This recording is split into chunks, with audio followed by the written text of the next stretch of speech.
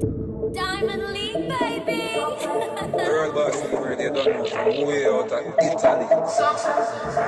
The tallest mountain start from the ground from Welcome back to another episode of Seeing Red. I am Simon the writer and I'm here with Rachid Parchment. and we have a whole lot of things to go through today. We're going to wrap up some games, predict a few games, and get ready for a hectic Christmas season. Now, Rashid, why don't you start off? Alright, the first game, Watford 3, Everton 2. Now, Everton's loss sees them slip down to 9th place. They're in some trouble. Romelu Lukaku is still scoring, so there's some positive on that side. But collectively, the team has some issues to work out with all the managers managing them at the moment. So they need to sort themselves out. I think that Balassi injury is going to hurt them as well because he gave them some width and he gave them some depth, and now they don't have that. All right, moving on. We have Burnley 3, Bournemouth 2. Oh, not so great this week, huh, Bournemouth? Couldn't find that last minute winner, huh, Bournemouth? Whatever. Again, we spoke about Burnley as this up and down team, win big, lose big, but they are a difficult team. And I think at the end of it, what makes them not really a strong team, but a team you can't write off, is that they'll put the ball in the net. And Bournemouth found that out. So, Burnley, is it a team to watch? I'm not sure, but they pull out another win. It keeps them in the top half of the table, and you can't write them off. On to the next game. Which is Hull 3, Crystal Palace 3. Robert Snodgrass getting the goods for Hull, but then you can't really call it goods given that they're still in 19th place and you score 3 goals and you still don't win the match. Same goes for you Palace fans, if you have any Palace fans watching, but I suspect they are. But Palace, 3 goals scored this week, 3 goals scored last week. You still can't pick up 3 points. Well, they picked up 3 points last week. You needed to pick up 3 points this week because Steve Parish, that's the chairman of Palace, was saying that Alan Pardew needs to step up his game and he has 2 games to save his job. So does he get another a stay of execution this week for this draw? I'm not so sure. 3 points missed, 1 point gained. Interesting. Now moving on to another game, a bigger game on the schedule. Leicester, the defending champions, against City. And Leicester wiped them off the map before the halftime. It could have been even 6-0. It could have been. I think they eased up. It felt a little Germany versus Brazil kind of ease up. But Jamie Vardy, stop leaving him open. He scores goals. Yes, he gets him goals. He runs into the holes and finds the net. But again, another thing that I'm seeing is a problem with City. Nobody on that field is a leader. Pep, welcome to the EPL. And I think what Pep needs to do if he's going to dip into the transfer market in January, find a rock, find a leader. Especially in the middle of midfield. Exactly. Don't look for no great goal scorer. You have talent, you have good players, but you need a centerpiece. You need that like Xabi Alonso at Bayern Munich. You need like that Busquets that was at Barcelona. And especially if you have so many egos in the team, you need somebody who they'll listen to, like a Roy Keane type figure. I hate Roy Keane. Yeah, but he was a proper leader. People listened to him, people respected him. But you know, one thing though, Leicester have City ticket pat. Remember, 3-1 when they beat them last time they meet them. True that. But that was at Leicester that was on the way to a championship. Yeah, true. This is a Leicester that's been... But you know, Leicester coming off a 5-0 loss to Porto in the Champions League. They had a point to prove. And now that they don't have Champions League until February again, what does this mean for Leicester? That's interesting. Are we going to see stronger performances? That's interesting. What I would say though, remember a lot of players were rested for that during that 5-0. So these players just came ready, rested, and City couldn't rest all of their players for Champions League. Exactly. So I don't know. Ironic though, because Leicester has less resources to work with, a less of a squad. So it's funny that Leicester is the type of team that is resting players to put in who. But yeah, I think Leicester is kind of trying to show it up, you know. Yeah. So. Good game. Yeah. Leicester won. City, lots of work to do. Welcome to the EPL. On to the next game. Next game. Swansea City 3, Sunderland 0. This type of match is why I think Sunderland is going down. They showed nothing in this game against a Swansea team that is still trying to figure out who they are under Bob Bradley. Bob Bradley was kind of flattered with this result, although it's good to see Fernando Llorente scoring twice. Yeah, this was a game of the nothing versus the nothing, and Swansea found 3-0 to put in another nothing. So it's nothing. No big deal, nothing. All right, on to the next game. An impressive fight from Chelsea. to get that 1-0 win. Yeah. Great finish from Diego Costa. He's proven to be one of those strong finishers, strong type of goal scorers. And I find it kind of ironic that he wears a 19 because he's actually kind of reminding me of Dwight York. And it might be kind of different in how they play, other than he's strong. And he's one of those players where you need a 3 points, you need to win a game, put the ball on him foot. And the commentator made a funny joke where they said Gareth McCauley showed all 37 of his years in that play because he just can't manage. West Brom kind of plays a little bit of non-football. I think that happens. And they were valiant in their effort. So if him show 37 years, Costa show 45? You mean 50? or maybe Costa is really two 25-year-olds together. But I could come off a Costa before. Pierce, run me. Yes, Pierce, you win again, all right?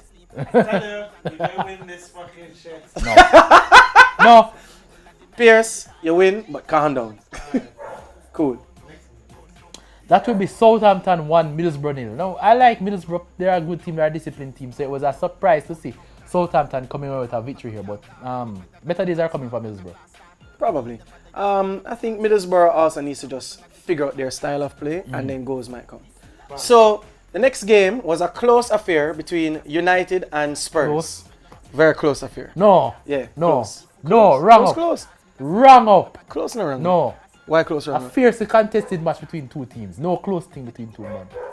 Man United. You push it. You try to. Let's just leave that one alone. Yeah. I don't know about that. So what we find is United again dying for a win. Yeah. Dying for a win. Drawing a lot of games. And I still think they're having problems finishing off. There was in the first half, I think it was almost a tale of two halves because Manchester United fully dominated that first half. Yeah. And then the second half felt a little bit more to Spurs, but Spurs could not find that finish. I feel like without Harry Kane scoring, Spurs kind of doesn't know who to point to. Yeah. Especially Pochettino. Christian Eriksen was out of form in that game, should have come off. He should not have taken off Son, because Son was the only one that was working. De Gea had a few good moments, but really and truly, it was Manchester United's game. Funny moment when Fellaini came into the game in the last 10 seconds. Social media was like, oh snap! Is he going to make them lose in the last 20 seconds? But no, I think that was just Jose being Jose. I think that was just Jose saying, I still going to put him on the field. Yeah. Stubbornness. Because there was no reason. It wasn't going to waste no time. It wasn't just going the ego of Mourinho, just proving the a ego. point. But they got the 3 points at home, important to them. Spurs again not looking like a team that can close the show. Yeah. Just not looking like the team that can win it all. I mean, I'll admit, my team look like that most of the time. But Spurs seem to have had the tools. You know, they made it to top 4 last year. They were challenging for the title and ended up in 4th. It happened again. Drop out of Champions League. It's just, what else can they do other than have better spirit, play harder? And Pochettino needs to address that. Now the next game, Arsenal 3, Stoke 1.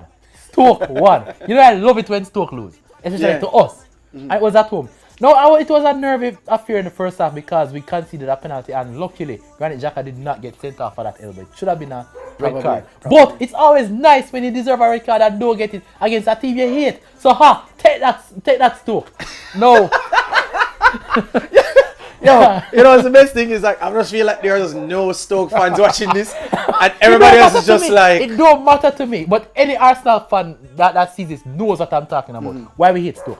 But also, it's great to see Alex Iwobi scoring because there was so much... He's such a talent. Yes, there was so much talk about him and whether he fits the team. And he's proven that he fits the team well. He's scoring goals regularly now and he's justifying playing Alexis Sanchez as the target man because that is one of the reasons that Alexis Sanchez is here because Wenger wants Iwobi to grow on the left and he's growing on the left. So good performance by him.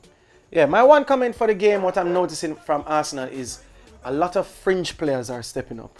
And what is good for that is if Arsenal gets the normal injury bug that catches them in January, which is February, what I was saying, that we it are shows that stronger these team can. this time. Only problem is that some of these fringe players, they're playing good with the talent around them. Yeah.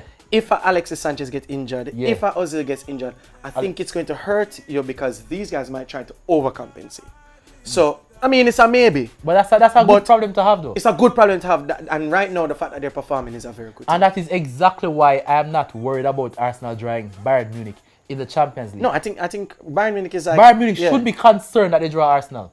And right now, they're kind of up and down. Because even the Bundesliga race is becoming... Because Leipzig was at the top. Yes. So this is a good time for them to draw Exactly. because then it means the next competition. And this is the strongest squad we have putting out in a second round Champions League match in like 12 years. Well, enough of Champions League. Because I can't. Yeah, because you're not there. No, even though I have 5 of them. But that's how it go. Now, onto my underperforming team. Liverpool 2, West Ham 2. And I still going to say it.